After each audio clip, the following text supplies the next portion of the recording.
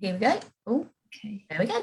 So does this appear now in the TEFL Development Hub thing? Yep, it should pop up. Good morning, everybody. Happy Thursday to everybody and happy October as well. This is the first time we've been live in October. So nice to see you all. Hope everybody's doing okay. We've got Michelle Worgan joining us today to chat about her wish list for the primary classroom. Before I pass over to Michelle, I just want to share a couple of quick things with you about the website. So if you haven't visited the website yet, here it is. And a couple of features that you might be interested in is the webinars tab. So if you go to the webinars tab, you can now click on any of our previous webinars. For example, here we go with one with Kerry Jones from quite a while back, from February. And there's a little button here which will take you back to the webinar recording in the Facebook group. Because the thumbnails in the Facebook group aren't great. So we've linked all of them back there. And also, if we nip back to the main page a minute, you can also support the Hub if you would like to. Everything that we do in the Hub is for free. But if you'd like to help us to cover costs, so maintaining the website and maintaining Zoom so that we can have our live sessions, that would be fantastic. Okay, so yeah, I'm joined this morning by Michelle Worgan, who is fabulous, and I've known her for many, many years. Michelle was one of those people who I originally saw a lot on Twitter and blogging, and then we finally got the opportunity to meet, as she lives about 40 kilometers away, which is great. And Michelle she's the current president of TEFL del Sur, which is a teachers association down here in the Cadiz area. So again, she's hugely keen on professional development. She's spoken at conferences throughout Spain. And she's also really interested in the primary classroom. And she's going to tell us a little bit more about what she sees happening now and in the future in the primary classroom. So Michelle, wonderful to have you with us. Thank you, T, for that lovely introduction. I'm just going to share my screen so that you can see my slides. And okay, can everybody see my slides? Yeah, great. Okay, so so in the last few months, I've been thinking a lot about how much our classrooms have changed, and also thinking about whether they will go back to the way they were before, because we've had so much disruption. But I think it kind of, I've got the feeling that people are trying to get back to normal as soon as possible. But I think that instead of doing this, instead of just going back to the way everything was before, we should be learning from this experience of the pandemic and how everything's changed, and in using this to make changes for the better in our classrooms. So I've come up with wish list of 10 ideas, 10 things that I think would make our primary classrooms a better place for learning English. And this is my personal wish list, so you might not agree with some of my ideas or any of them, but I hope that this will kind of inspire you to come up with your own wish list as well. So here is an overview of my 10 wishes. And when I was preparing this talk, which I actually prepared for a conference last week, Innovate ELT, I was thinking about the face-to-face classroom, but I think that a lot of the things that I'm going to talk about will also be possible in an online environment. So if that's the situation you're in, then I think a lot of the ideas would also be relevant. But I do think that children need to be in an actual physical classroom. That's one of my wishes for the world as well, but we'll see how things go. So I'm going to discuss each of my wishes now. And then at the end, I'm going to ask you to think about your own wish list and what changes you think you might be able to make in your own classroom. Now, I've set up a Padlet board, and you can add any of your wishes there. You can see there are already some ideas there because I've used this same board in another session. But I think it'd be nice to have everybody's ideas in the same place. So you can use this QR code here, or you can just, if you prefer, you can just write your ideas in the comments on the Facebook video. I'm not sure if T's going to put the link to the Padlet in the box. Great. So what I'd like you to do is to think about what kind of changes you would like to see in the classroom, and maybe share a small detail or an example of how you might implement this, be a bit more specific about it. So, for example, if you choose the first one, my first wish, which is back to basics, what does that mean for you? What would change in your lessons if you went back to basics? So I'm going to give you a few seconds to just look at this list, my list, and think about it. And you can add ideas to the Padlet throughout the webinar. So if anything comes to you as we're going through, and I'm also going to give you more time at the end. And then also, if you're watching this on catch up, I'm going to keep the Padlet open so that you can also add your ideas later on. Okay, so I'll just give you a few seconds to look at those ideas. Feel free to write any ideas, any of your own wishes. They don't have to be related to mine, on the Padlet or in the comments. Like that one about a step away from traditional exams. I think that's been a big thing with the shift online.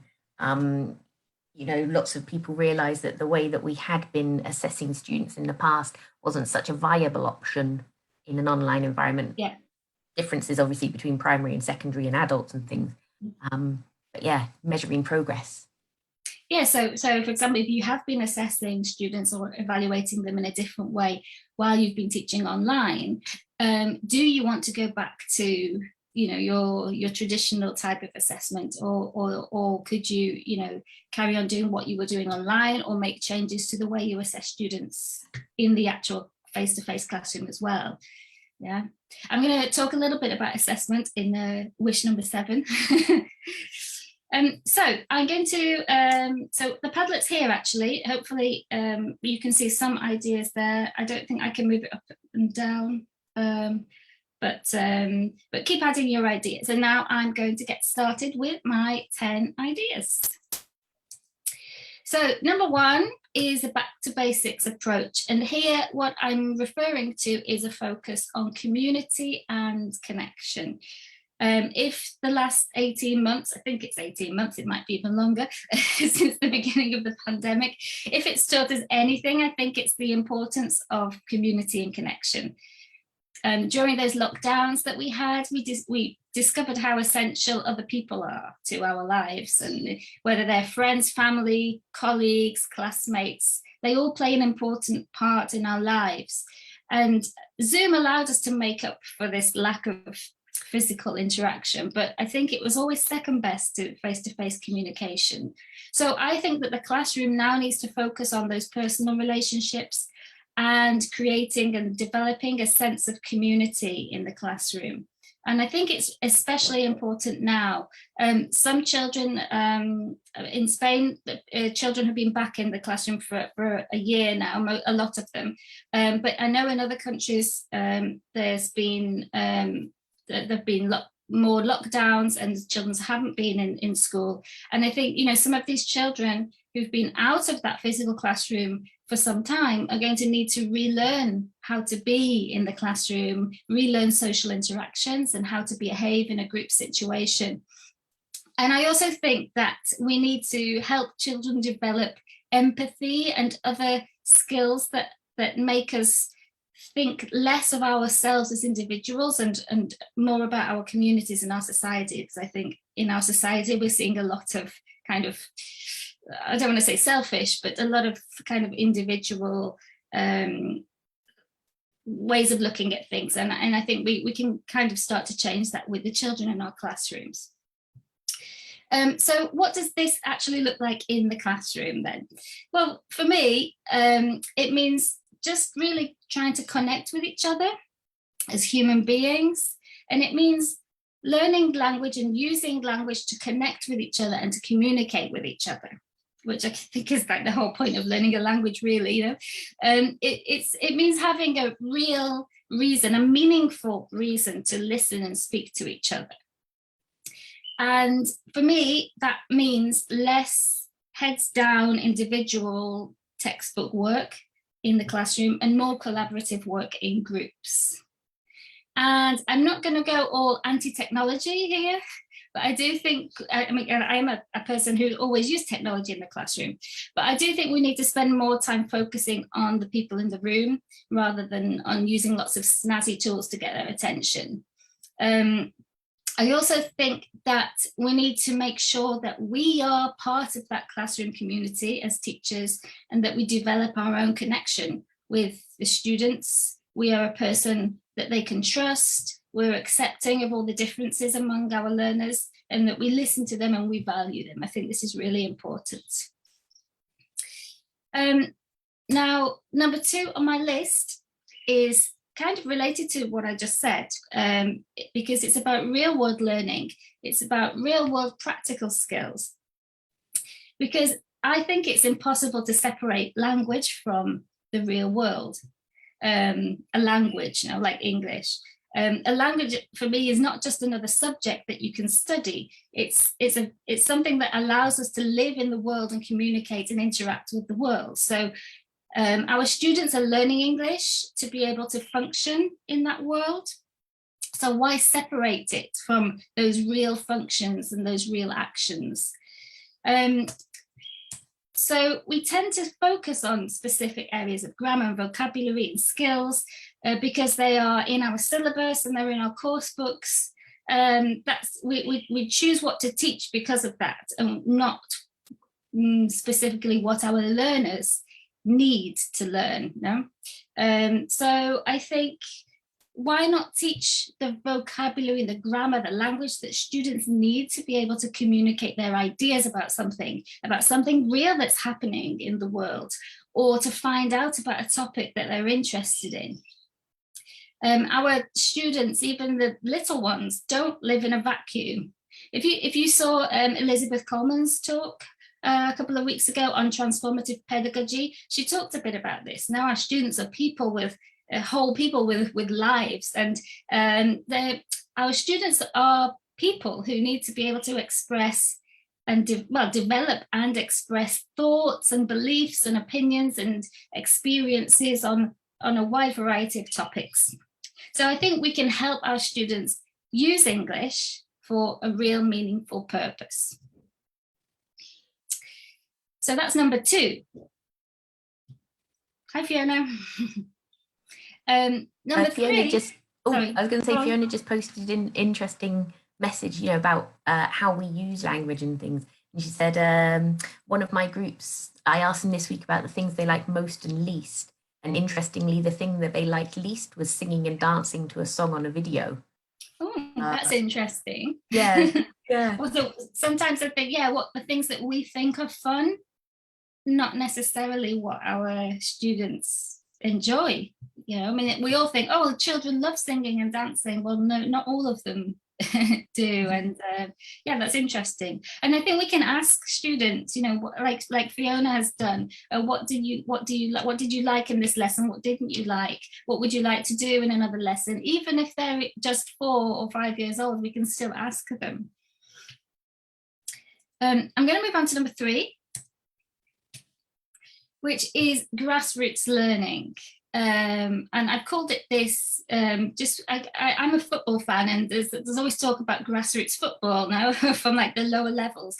And so I've kind of taken it from that. And what I mean by grassroots is a more kind of local context-driven approach rather than a kind of globalized approach.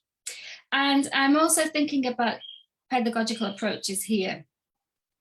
So ideally, as a teacher, you will be the one who decides which pedagogical approach to use in your classroom. Although I do think that sometimes it works best if at a school level an approach is implemented. I think that when we use internationally published global courses. I say this as someone who works on those courses. I think that the content may not always be directly relevant to our learners because they are global. But as teachers, we know, well, hopefully we know, or we can ask them what content is relevant for our learners and what isn't. So if we make the learning relevant to our learners' context and we choose an approach that allows them to learn English through that content, I think it's a much more valid approach to teaching than a one-size-fits-all traditional approach. So that's where I'm coming from here. So what kind of approaches am I thinking of? What would I like to see more of? One approach is an inquiry-driven approach, and also a project-based approach. They're kind of similar, but not exactly the same. And these are approaches where children get to direct their own learning. They make their own decisions and they work collaboratively towards an end product. But the focus isn't on that end product. The focus is the process. So inquiry-based learning and inquiry-driven approach ties in with the real-world learning that I mentioned before. This type of methodology requires a staged approach. You can see here there are 4 stages, and it requires careful planning.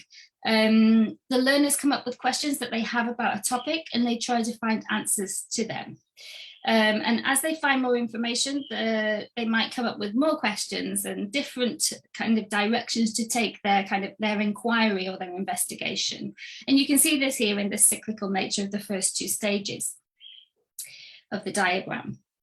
Now, if you're new to this type of approach and your students are new to it, you'll have to provide lots of scaffolding and clear stages and probably also micro stages, breaking everything down a little bit. But as far as possible, the learners are the ones who plan and direct their project.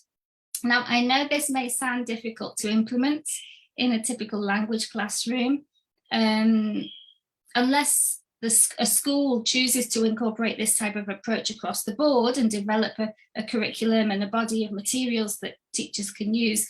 It can be a time-consuming approach. And as teachers, our planning time is very limited.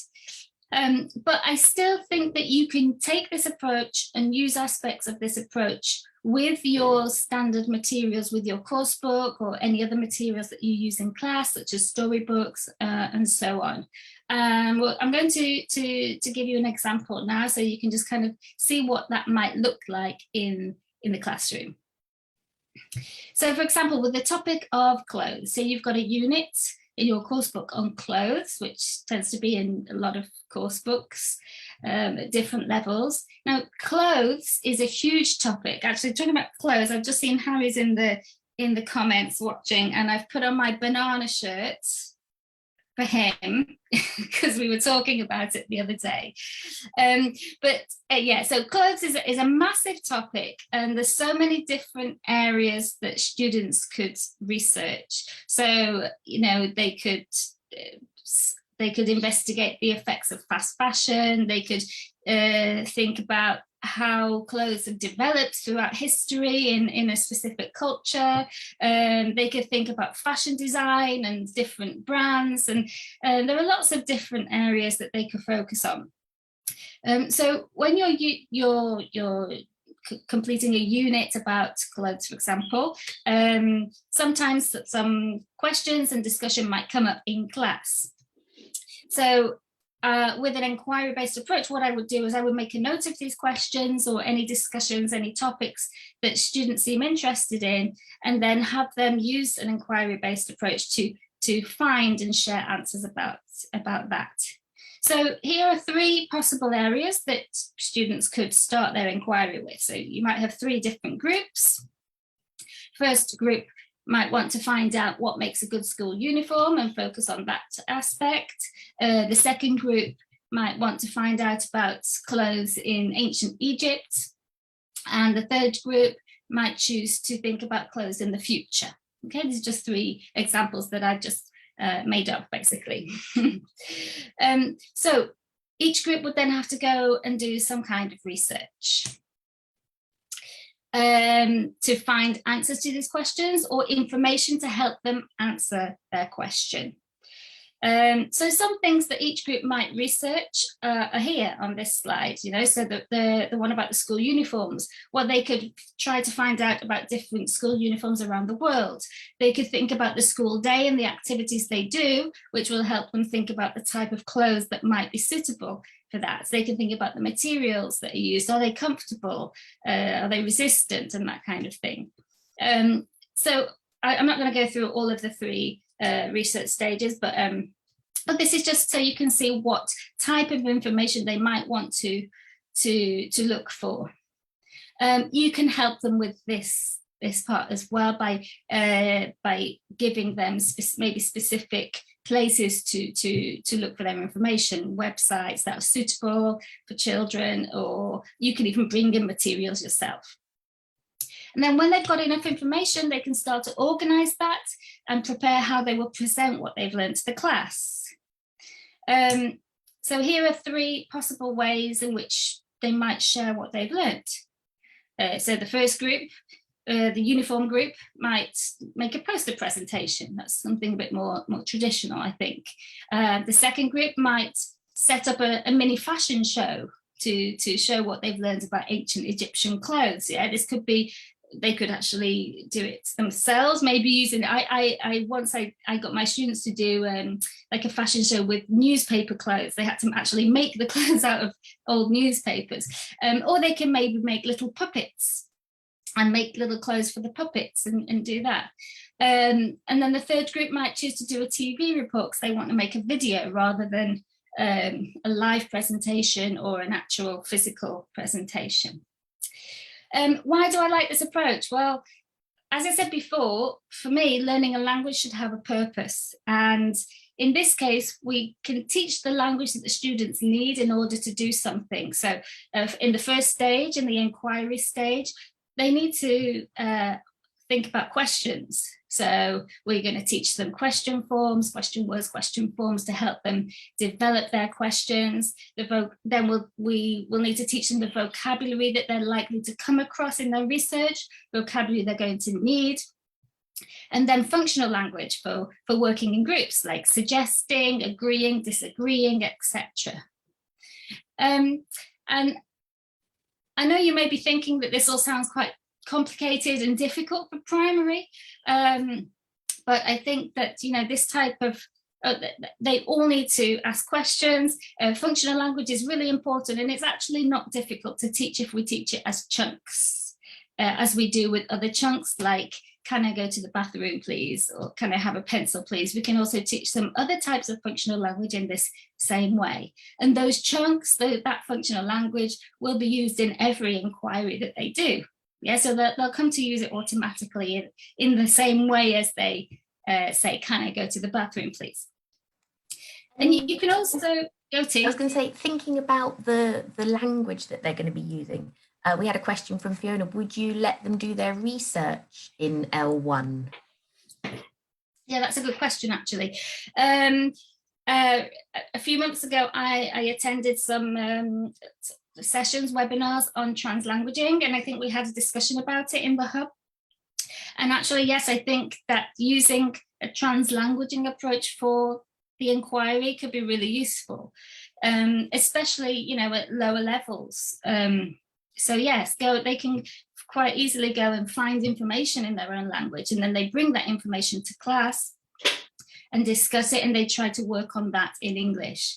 Again, I think you'd have to be careful with the information, because the information they find in their own language is going to be a much higher level than what they can produce in English. Yeah, but yes, I think for those initial stages, well, the research stage, definitely, I think it's fine for them to use their first language or their home language.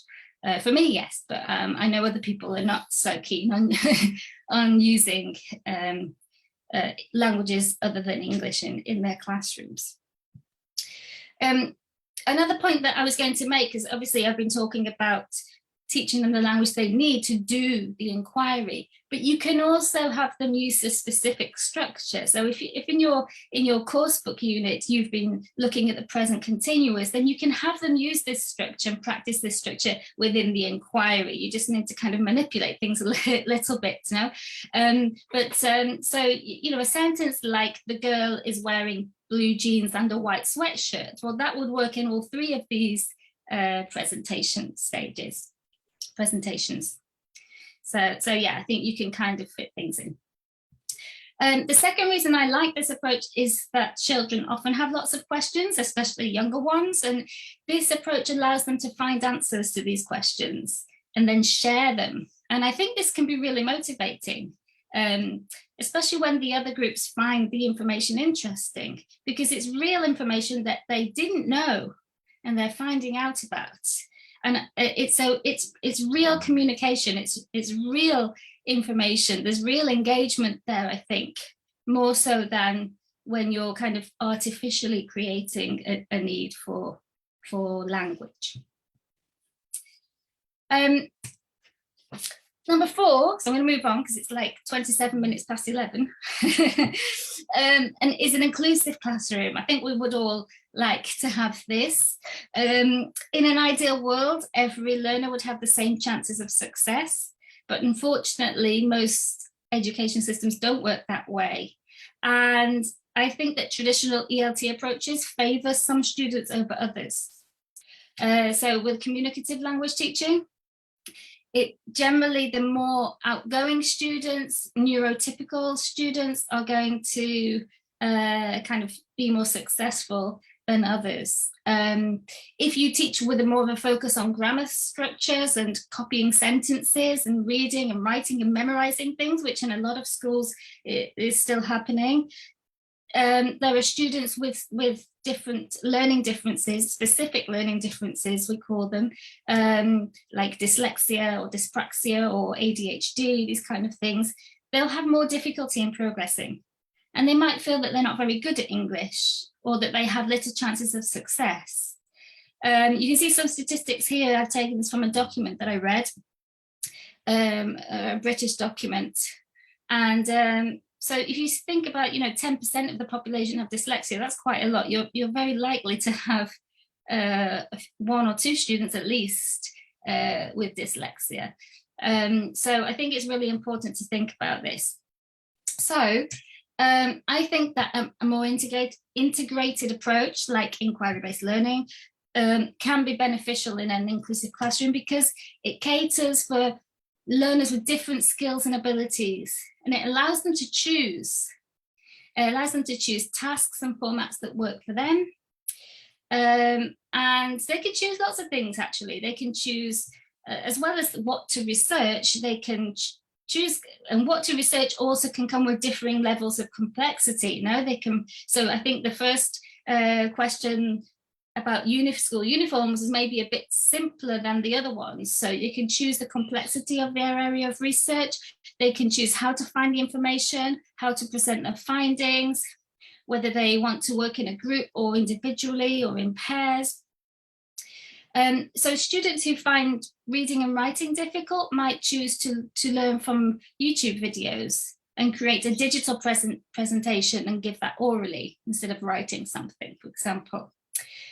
Students who prefer to avoid oral communication can maybe do their part of the research alone and then share that with their group digitally with a Google Doc or with a Padlet or something. And there are lots of options that we can give students, really. And we can give these options in any lesson. It doesn't have to be with an inquiry-based approach. With your course book, you can also give them these options and choices.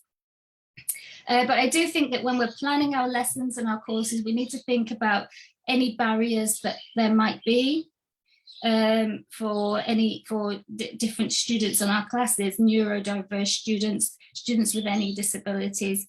And we need to think about their needs and plan our activities and our lessons accordingly and think about how suitable everything is for different types of learners. Number 5, this is a fun one, more of a fun one, is play and imaginative learning. I think the ideas I've shared so far are not really exclusive to primary.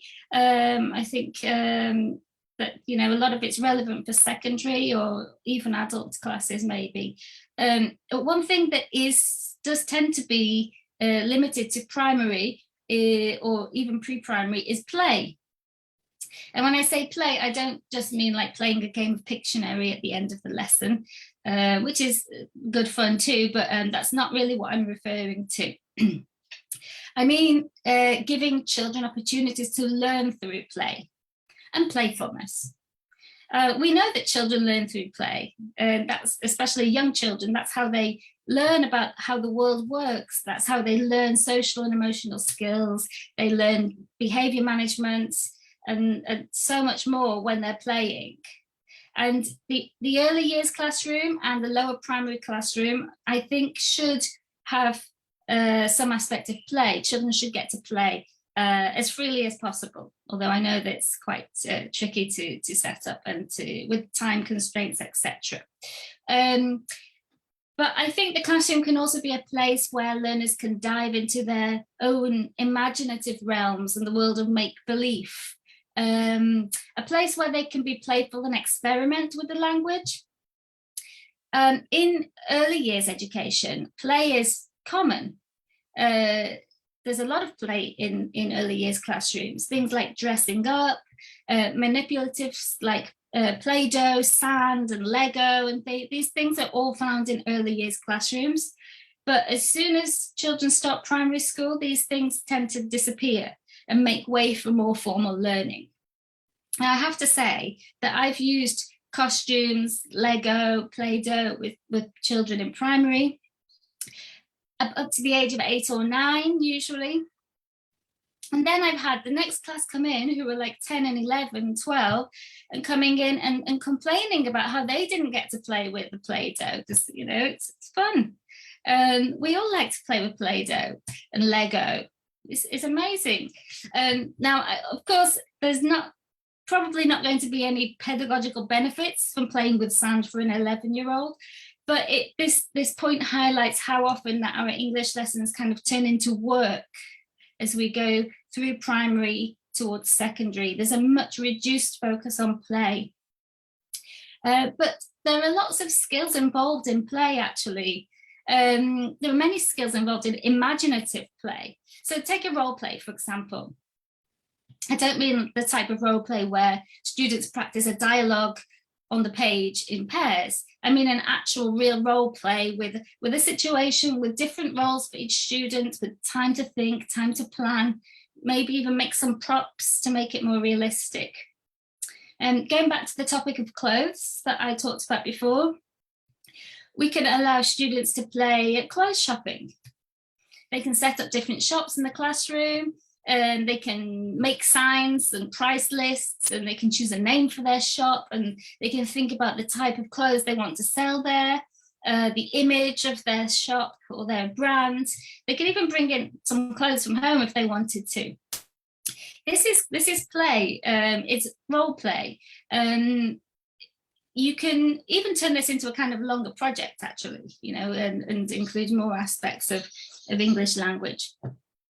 And as Fiona just said, the functional language also.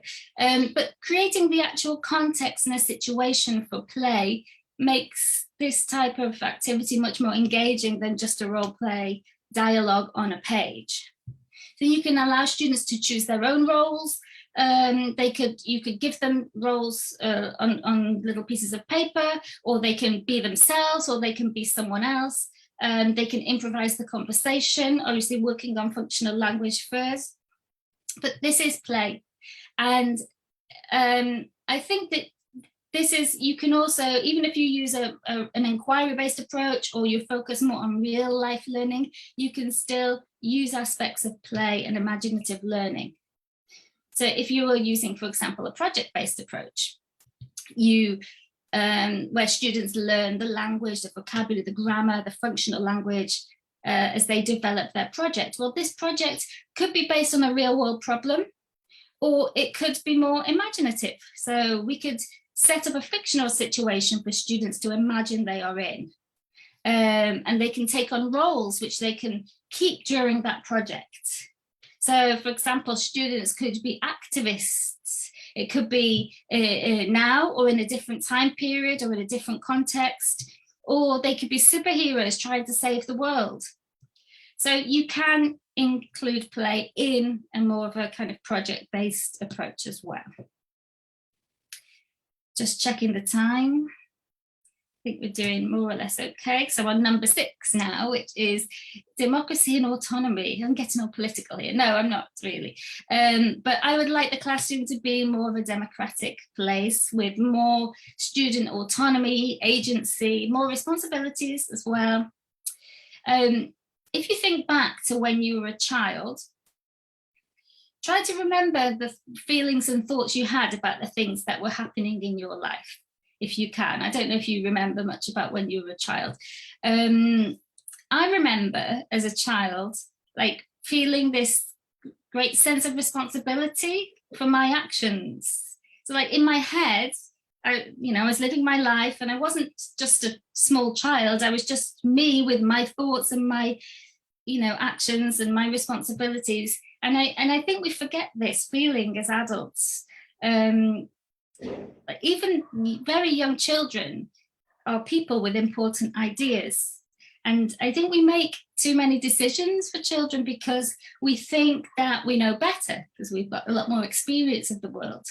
But I think we can also give children choices and allow them to take part in the decision-making process.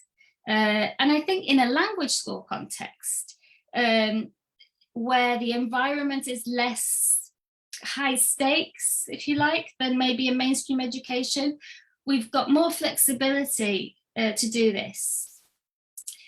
So we can involve learners in their learning. We can allow them to make choices and then reflect on those choices, both in terms of language learning and behavior as well. You can always step in if necessary. But as far as possible, I think we should provide students with the tools that they need to be able to take charge of their own learning and make good decisions. And not always good decisions as well, because they can make bad decisions as long as they reflect on those and learn from them. Number 7 is assessment, which we kind of mentioned a little bit earlier. So in number 7, I'm advocating continuous formative assessment rather than summative assessment, which is like testing and exams. And I'm also thinking about more adaptive, more personalized goals and benchmarks as well for students. As a teacher, I used to give tests every term, and it was kind of to make it easier for me to grade students on their progress. And also a cultural thing, because here in Spain, there's a big emphasis on testing, exams, and numerical grades. But tests can be hugely problematic for some learners, especially those who don't thrive under pressure or those who have difficulty concentrating. So let's offer alternative ways for students to demonstrate their progress. There are lots of ways we can do this, and you probably do a lot of them anyway in class. So exit slips, you can give them graphic organizers to fill in.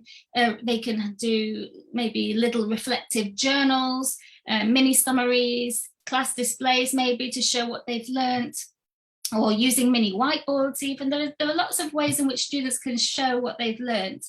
The important thing is to keep some kind of record of this, which you can then use to give feedback to students and their parents. And I think, we can kind of, I know this is probably not your decision as a teacher, it's a school-based thing, but I would love to just get rid of grades, like numerical grades, and just share the students' progress in another way with them and with their parents. The other day as well, didn't it? We talked in the writing session, like if a student gets a 10 at the beginning of the course, in their first assessment, where do they go from there? So this idea as well of personalised and adaptive benchmarks it's a great motivator. Yeah, so if a student knows, I mean, a student kind of knows, even if they are young, they're little, they kind of still know if they're good at something, if they're not so good, if they need to work better, work more at something, they don't quite remember it, and they know. So I think it's just a matter of encouraging them to think about it and reflect on it, and providing that space and time to do that, to look back at what they've been doing. They can look back at their notebooks if they have them. If you do portfolios or any kind of project where they have something to actually look at physically, they can just look at their course books, to look back through the unit and identify what they've learned and what they need to work on a bit more. And I also think that self-assessment we can kind of change a little bit the way we do self-assessment or self-evaluation. Because a lot of the time we ask them how, or even in the course books though, it'll say like, how well did you do? Can you do that? I can do this, I can do that. And I think sometimes if they feel that they can't do it, it can lead to feelings of failure. And it's also kind of a bit of a fixed mindset. No, I can or I can't. There's not really anything between there. And I think instead of that, we can encourage them to think about how they feel about different activities, about using different language points, for example, doing a task. How confident are they about it? If they're not feeling very confident, then would they benefit from a bit more work on that? Or maybe using a different approach, going back to how different approaches are suitable or not for different types of learners. Or maybe the approach that we've used isn't working and we need to take a different approach. And I think, as you said just now, T, about personalizing those benchmarks with older students especially, we can get them to think about what they need to learn.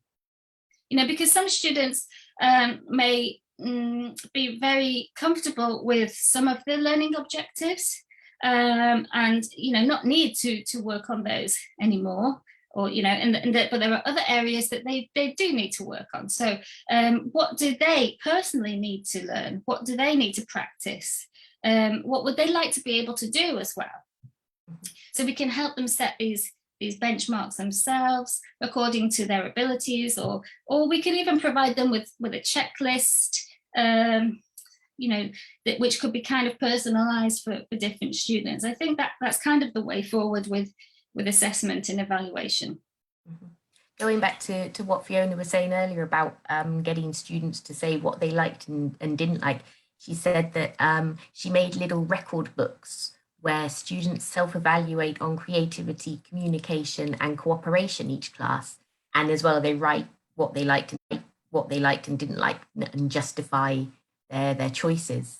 So not only about kind of your progress, but also how you're learning, how you are in the class as well. Lots of factors to consider.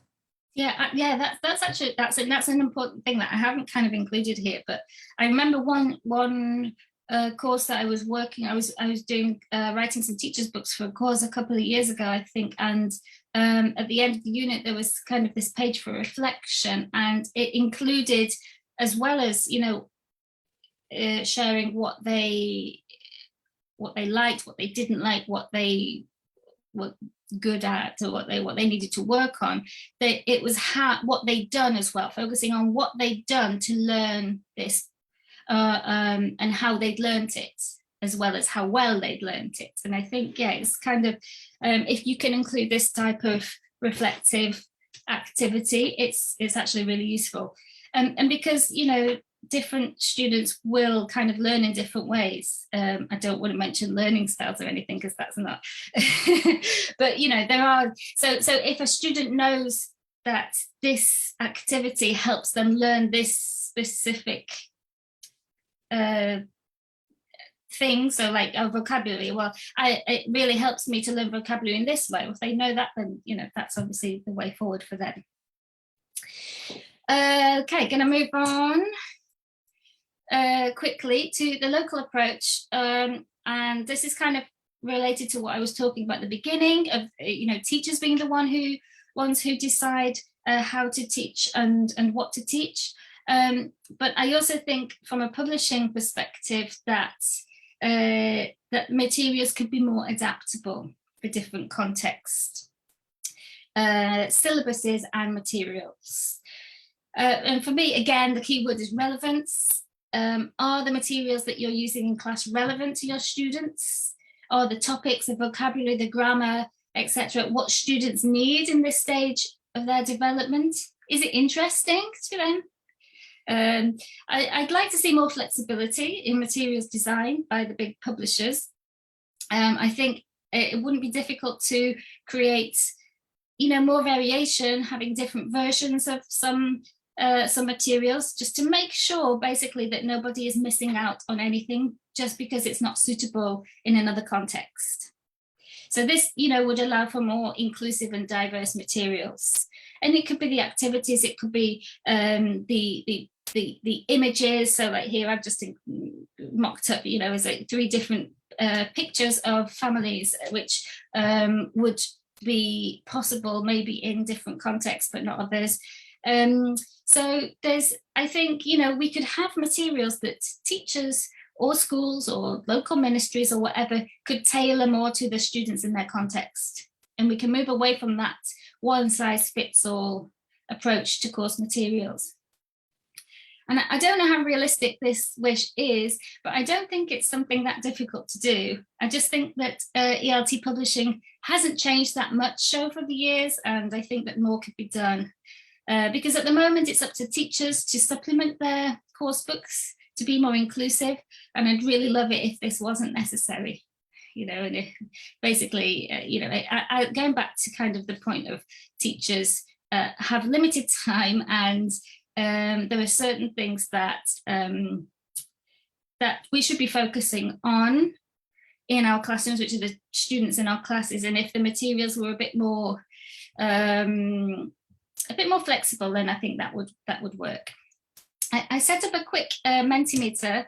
We haven't got a lot of time, but I set up a quick poll to see what you think about the course book that you're using.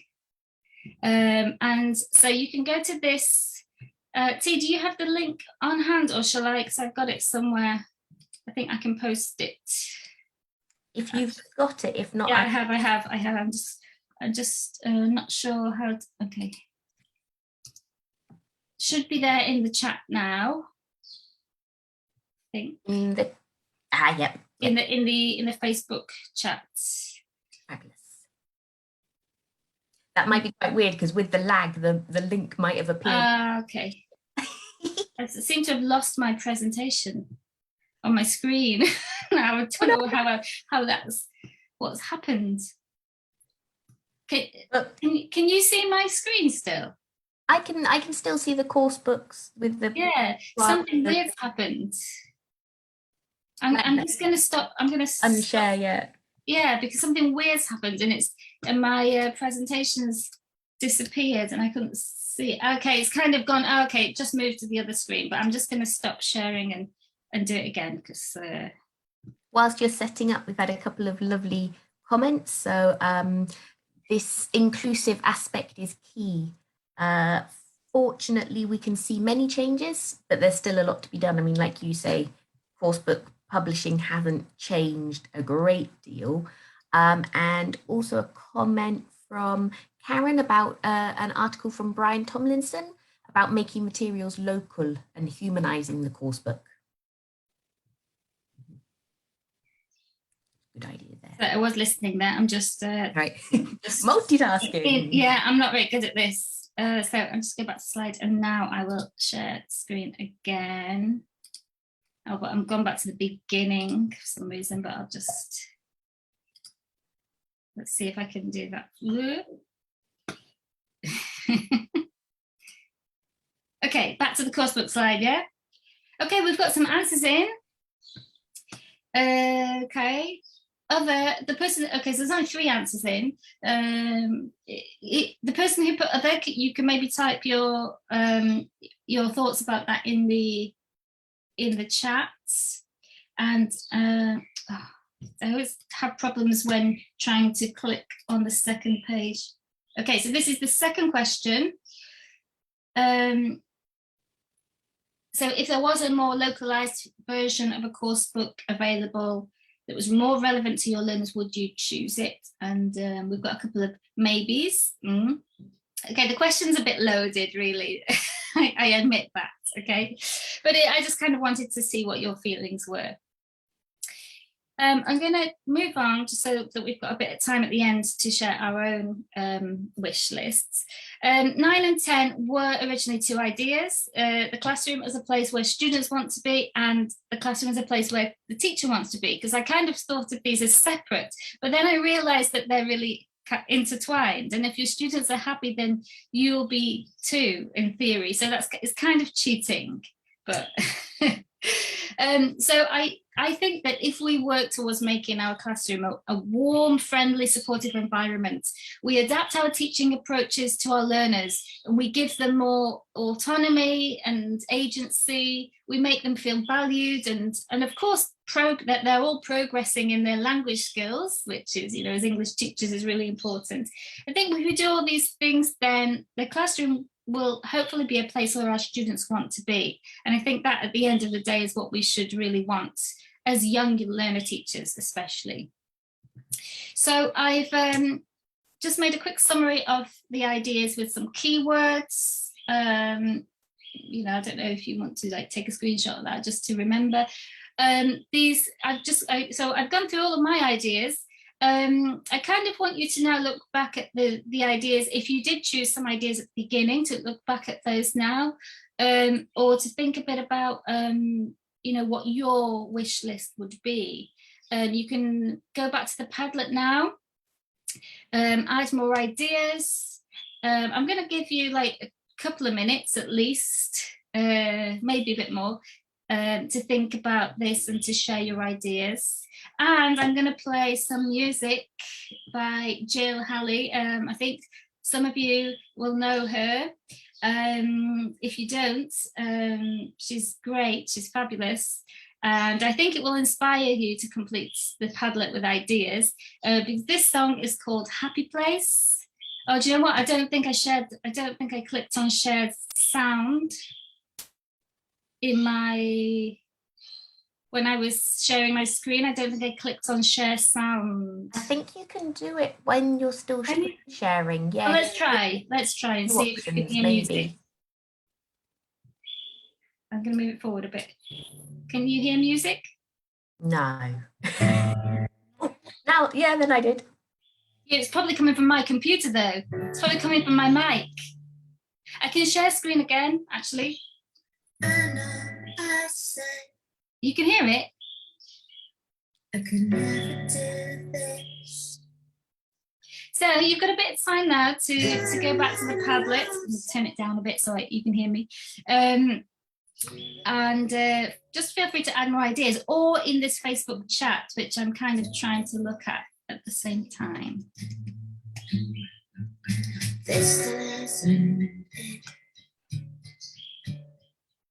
Something needs spilled over. Music seems to fit, and it's cheesy, I know. But here we are, so here goes. You are my happy place.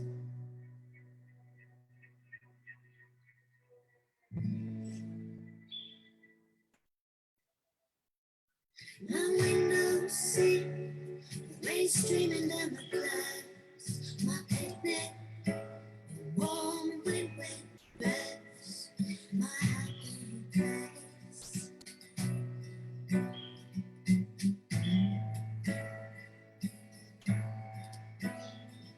My rocking chair, it's like crackling flames.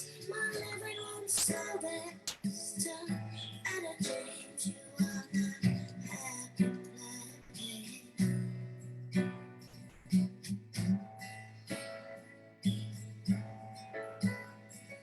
My lonely campsite in a lavender field.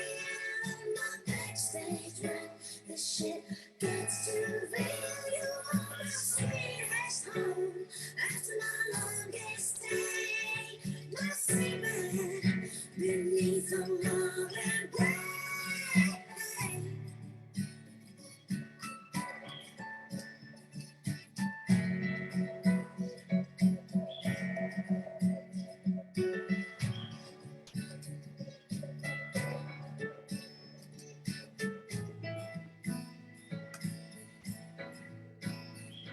my sweetest home. After my longest day, my secret beneath the rolling wave.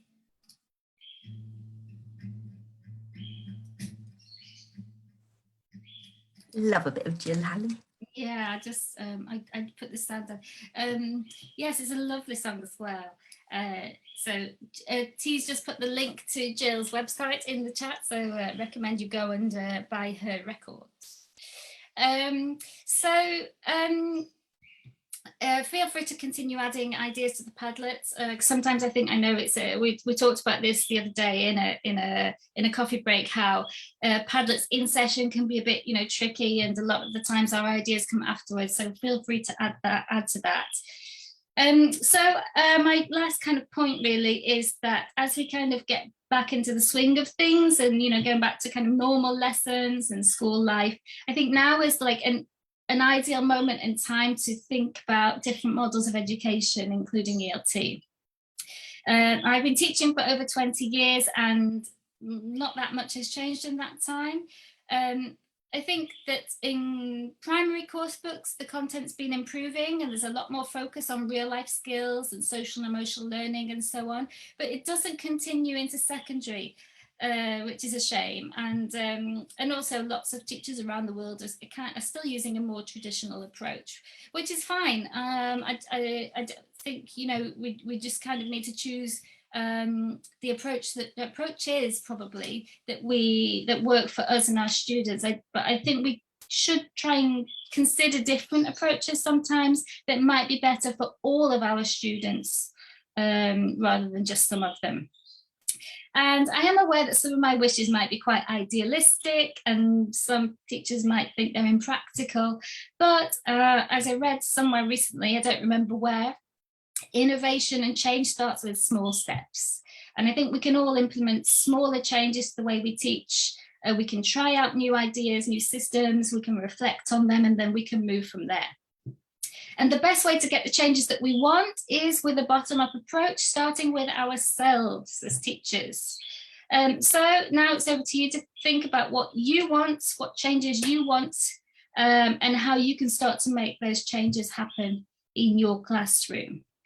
I have got some further reading if you're interested about some of the ideas that I've discussed. I know you can't see them, it's too small, but I will share the links somewhere else afterwards, okay? And don't ask me why I've got penguins on this slide. I've made all these slides with my kind of colours for that I use in my social networks and that, and then I used a template, and then this slide was at the end and I really liked it, so I just kept it. So that's why I've got penguins there. So thank you for joining us, and if you're watching on catch up, I'd love to also hear your thoughts, and if anybody does have if you are going to create your own wish list, or it doesn't have to be 10, maybe just 3 or 5, and you share them somewhere, maybe in the hub, you could share them in the hub, maybe even in the next coffee break or something, or if you share them on social media or in a blog post or something, it would be great if you could tag me so that I can kind of see what you're thinking of. And of course, the Padlet is there for you as well. Okay, so I think that's it for me. I don't really think we've got time for any questions, which is a shame. We haven't had any questions come in. I mean, I've been keeping an eye on the comment. We've just had that was an excellent session. You rock. You never need to excuse penguins. Penguins, the race. Yeah, I mean, I think it's interesting what you were saying about kind of making changes. Yeah, I mean, it's tricky, isn't it? Because as a teacher, you might want to do something, but you have restraints because of the system you work in, the course books you're using. I think as well, it feels as though young learner course books are getting fuller and trying to squeeze a lot more in. And, if parents have paid €30 for a course book, they expect it to be used. And then you don't have that time to do all these exciting projects and things because you are kind of tied to that book. But unfortunately. Yeah, you're right. Yeah, I think, but like I said, I don't think, you have to make these massive changes straight away, and maybe just trying a few things out, think about things from a different point of view, and try things out and see, how they go, and also talk to parents if possible, get the parents involved. I think somebody put that on the Padlet about, that contact with parents, communication, and just explaining as well. I know that in some schools, in actual schools, not English language schools, they're taking more of a kind of inquiry-based or project-based approach. So, it's becoming more common, more mainstream, if you see what I mean. And I think it's about, at the end of the day, I think parents, if their children are learning English, then they're generally happy. But I do see the point about if they've spent €30 on a course book or more, I don't know what they cost nowadays, then yeah, they expect it to be used. But you can, I think you can make, small adaptations and changes and just use it in a bit of a different way, maybe. Yeah, but I mean, as well, it goes back to your original point about community and connection, that, it's not only what happens in the classroom, and if we can involve the parents and talk to them about the processes and why we're doing things a certain way. Yeah. Well, fabulous. Yep. I mean, as Michelle says, if you've got any more comments, add them to the Padlet, add them to the Facebook comments.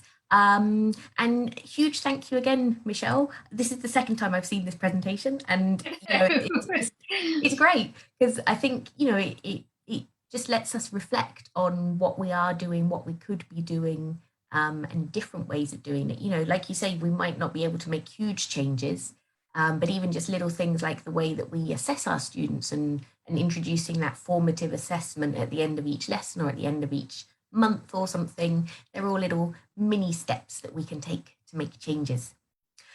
So everyone have a lovely weekend. Next Tuesday, we are not having a live session. It's a national holiday here in Spain, so we're having a day off. But we'll be back on Thursday with the coffee breaks. Huge thank you again to Michelle, and everyone have a lovely weekend. Thank you, everybody. See you soon.